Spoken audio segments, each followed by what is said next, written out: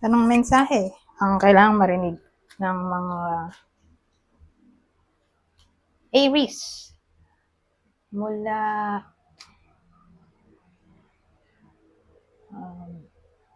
September 15 to 21, 2024. Pwedeng nangyayari na to o mangyayari pa lang. Kung hindi man para sa inyo tong magiging reading, baka para sa someone na malapit sa inyo o sa someone na kakilala niya mismo. Baka may lumabas na gender mamaya, gawin niyo na lang energy, masculine at feminine energy. Pwede rin naman na wag niyo nang pansinin yung gender. Hindi ko alam kung anong lalabas, kung positive ba o negative ang magiging reading. Depende sa kung anong mapipick up kong energy mamaya. Kung hindi man mag-resonate sa inyo to, edi adjust nyo na lang ang video, hanapin nyo to. Kung hindi pa rin, edi dito na. Ito ang last deck.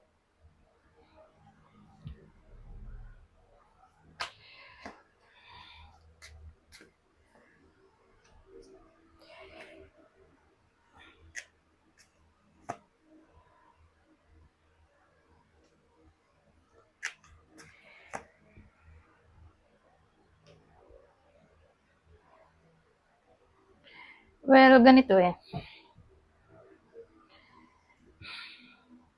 Mukhang may iba sa inyo na may makikipagbalikan. Probably lalaki yung babalik sa babae. So, ex na lalaki babalik sa ex niyang babae. Yung ex na babae ay probably yung iba sa inyo. Ngayon, ang gagawin ng ex na babae,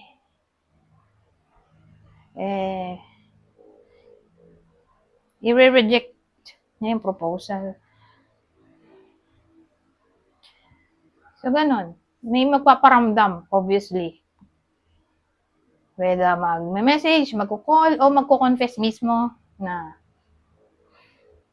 gusto niya pang maayos, i-work out ulit ang connection, pero ayaw na nung babae. So, again, yung babae ay probably iba sa inyo. Okay? Aries siya. Aries na babae to. Ayaw niya na sa ex niya. So, sino kaya yung possible na makikipag-ayos? Either nangyayari na to, o mangyayari pa lang na may nakikipag-ayos na, pero ang magiging sagot ng babae ay ayaw na niya. So, ex-partner ng babae na Aries ay Gemini o Pisces.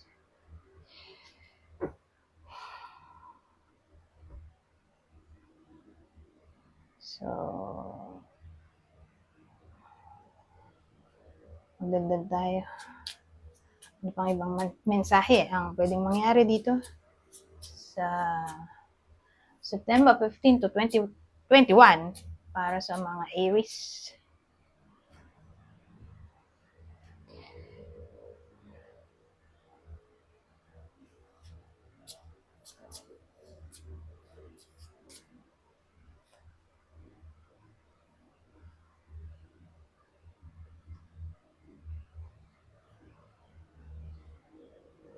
So, ano to?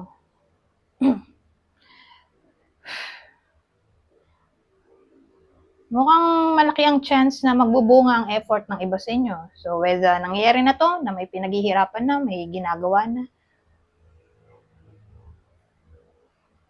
o mangyayari pa lang.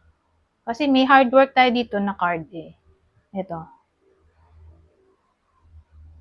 Actually, lahat naman sila. May kinalaman sa hard work.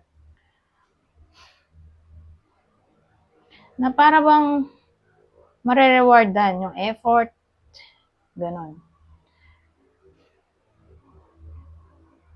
Sabihin natin, ang wish ng iba sa inyo ay regarding enlightenment o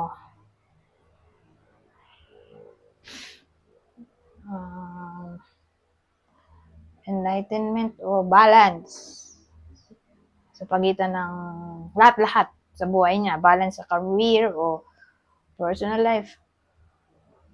So, magkaroon siya ng time management. Ito. May fulfillment dito.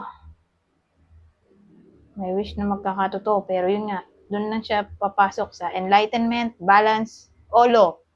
So, pwede na rin kasama karma.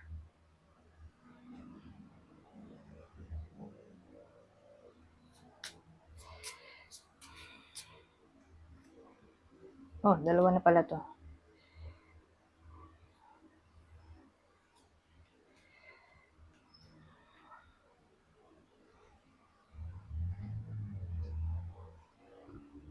So, paano naman sa ganitong case?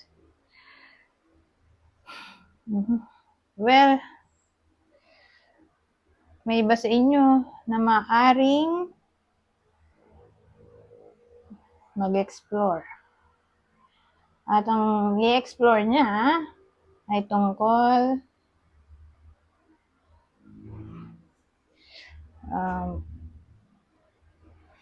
sa anything na may kinalaman sa socialization. Mag-explore in a way na baka may gala siya dito. Yung iba sa inyo, may gala ngayong week. In a way na may ka-meeting siya. O atin siya ng celebration, occasion, festivities. Na parang gusto niya nga, maiba ang environment o mga taong makakasalumuhan niya. So, magiging open yung iba sa inyo sa topic na ganoon. Ngayon, ang downside natin, baka yung iba sa inyo ay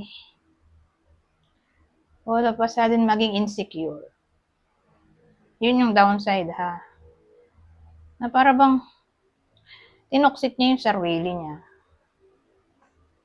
So, pag sinabi mong tinoxic ang sarili,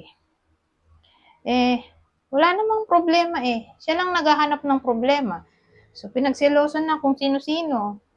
Wala namang dapat pagselosan. So, again, insecurity to. So, beware. Okay? Siguro dahil kaya ganun ay dahil depressed. Diba? Lonely sa relasyon. Hindi naman maiwasan yan eh. Diba? Kung di ka na masaya, so, pag ganun, feeling mo di ka na masaya sa relasyon o yung relasyon mo, feeling mo hindi na masaya sa'yo, mag-overthink ka ngayon, di ba? Ganun yung nangyari dito o mangyayari pa lang.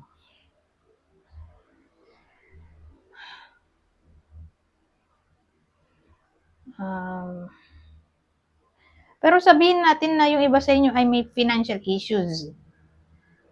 Gagawa yung iba sa inyo ng paraan. Magkaroon lang ng different source of income. O baka magkaroon yung iba sa inyo ng sideline o mapaisip sa topic ng how to earn money, ganyan, sa ibang paraan.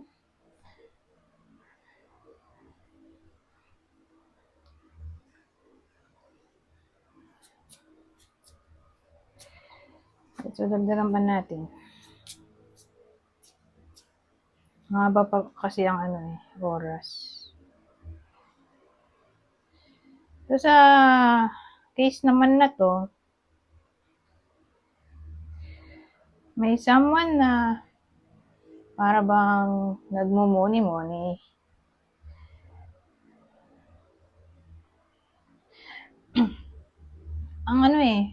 Ang dating dito, yung iba sa inyo parang sa week na to ay may maaalala sila. Ang maalala nila ay first love, o ex nila, o dating crush. Someone sa past na interesado sila. Okay? Ganun yung dating. O naging interesado. O past connection siguro, in general. O pwede rin namang friends, di ba? Kung di man to ex-lover, ex-crush, o dating crush. O nga, ex-crush mo. Di dating friend. Na hindi na nakakausap ngayon, na para bang mamimiss ng iba sa inyo, mapapamuni-muni. Parang ang ganda nung nangyari sa nakaraan, na sa nakaraan lang maganda, sa present, wala na. Na para bang may regret ba? Bakit hindi nag-bloom yung connection? Ganyan. Maraming what ifs na maaaring maisip yung iba sa inyo. O baka naman ito ay may kinalaman sa dating parang plano, pero hindi natuloy. dating planong hindi natuloy o dating dream ng iba sa inyo, aspiration, wish, pero hindi nga natuloy o hindi nangyayari sa present. So, marami kayong maiisip-isip sa week na to. Anyways,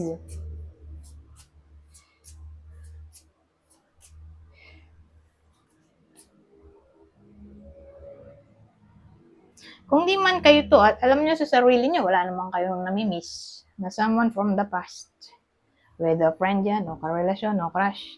Pwedeng vice versa. May someone from the past na maaaring makaisip tungkol sa inyo o mamiss yung nangyari sa inyo sa past.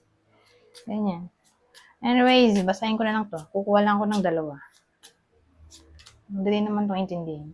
Follow what lights you up.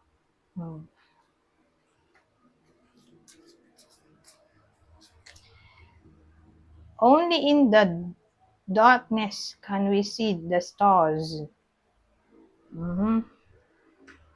Anyways, hanggang dito na lang. Goodbye for now.